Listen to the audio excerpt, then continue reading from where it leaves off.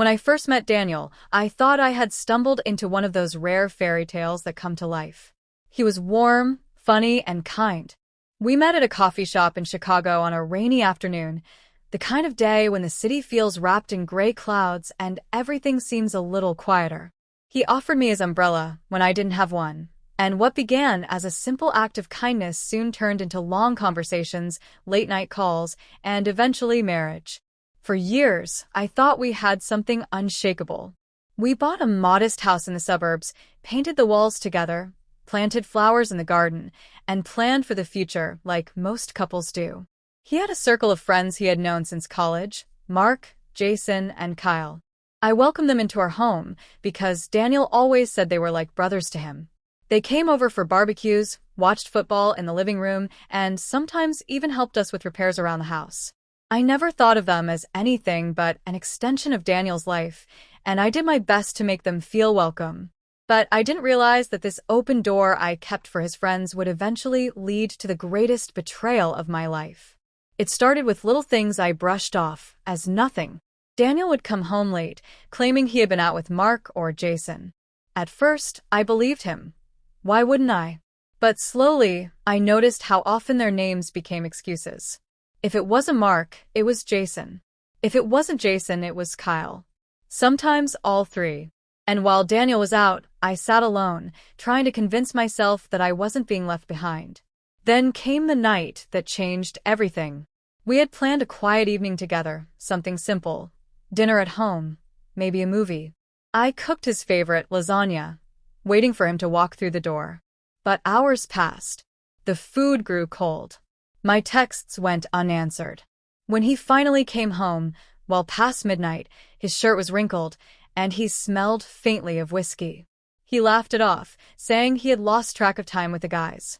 "Come on, Emma," he said, brushing it off. "You know how it is when we get together." I wanted to believe him. I wanted so badly to keep the picture-perfect life intact. But in my gut, something was off. The following weeks were a blur of small discoveries that began to piece together a truth I didn't want to face. Receipts from bars and restaurants I'd never heard of. Messages on his phone from Mark and Jason that were oddly vague, like they were covering for each other. Late nights that turned into early mornings. I confronted him once, asking if something was wrong. His reaction was defensive, almost angry. "Why don't you trust me? They're my friends, Emma." What? Am I not allowed to have a life outside of this house? His words stung. I never wanted to cage him in. I just wanted honesty. Then came the betrayal that shattered everything. One Saturday, Daniel said he was going to help Mark move furniture into his new apartment. He left early, saying it might take the whole day. But a few hours later, I realized he had forgotten his wallet on the counter. I picked it up, intending to drive it over. I called his phone to ask for the address, but he didn't pick up. Something inside me, maybe fear, maybe instinct, told me to find out where he really was. I got into the car and drove to Mark's place first. His car wasn't there. Neither was Mark's. My chest tightened. I drove to Jason's house. Nothing. Finally, I drove past a bar downtown where they sometimes hung out. That's when I saw it. Daniel's car parked out front. I sat there for what felt like hours, my hands gripping the steering wheel so tightly they shook. I wanted to storm inside, demand answers, but I froze. When he finally came out with his friends, laughing, stumbling, arms slung over each other's shoulders, something inside me cracked. It wasn't just the drinking. It wasn't just the lies. It was the realization that the man I trusted most was choosing them, always them, over me. When Daniel came home that night, I asked him directly, "Where were you, Daniel?" "With Mark," he said without hesitation. I felt tears burning my eyes. "No, you weren't. I saw you." For the first time, he looked caught. His face changed, the easy smile dropping, replaced by something cold. "So you're spying on me now?" "I'm trying to understand," I said, my voice breaking. "Why are you always lying? Why are you with them more than you're with me?" The fight that followed was one I'll never forget.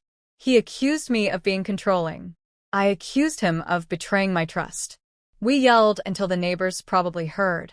And when it was over, He stormed out of the house, slamming the door so hard the walls shook. That was the night I realized our marriage was no longer a partnership. It was a performance. Days turned into weeks, and the distance between us grew wider.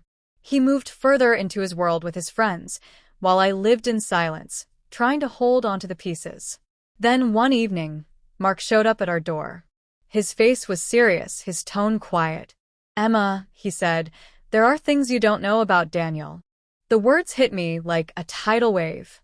Mark didn't go into detail, but he admitted that Daniel had been using their friendship as a shield, hiding behind them to cover his choices. The long nights, the secrecy, it wasn't just about hanging out. There were other betrayals, ones Mark didn't spell out, but his eyes told me enough. I thanked him, though my heart shattered into 1,000 pieces. It wasn't just about Daniel choosing his friends over me. It was about the lies, the web of deceit that had been spun right in front of my eyes. That night, I packed a bag and left. I drove to my sister's house 3 towns over, tears blurring the road the whole way. She opened the door without a word, just pulling me into her arms as I broke down. In the days that followed, I wrestled with the pain of it all. The man I built a life with had betrayed me, not just through his actions, but through the trust he shattered. His friends, the ones I had welcomed into my home, had stood by and watched. But with time, I began to see something I hadn't before. His betrayal wasn't a reflection of my worth. It wasn't because I wasn't enough. It was because he chose to turn away from the vows he made, and nothing I could have done would have changed that. Leaving him was the hardest choice I ever made, but it was also the beginning of reclaiming myself. I started therapy, poured myself into my work, and leaned on my family for strength. Slowly, I rebuilt the life that had crumbled. And though the scars remain, they remind me that I survived something I once thought would destroy me. Sometimes, betrayal teaches us the hardest lesson of all, that the people we trust most can fail us. But it also teaches us that we can rise again, stronger than before. Daniel's laughter with his friends used to echo through the walls of our home. Now, it's just a memory. And while I can't erase the pain, I can choose to move forward, knowing I deserve a love built on truth, not lies. And that's a choice I'll never regret.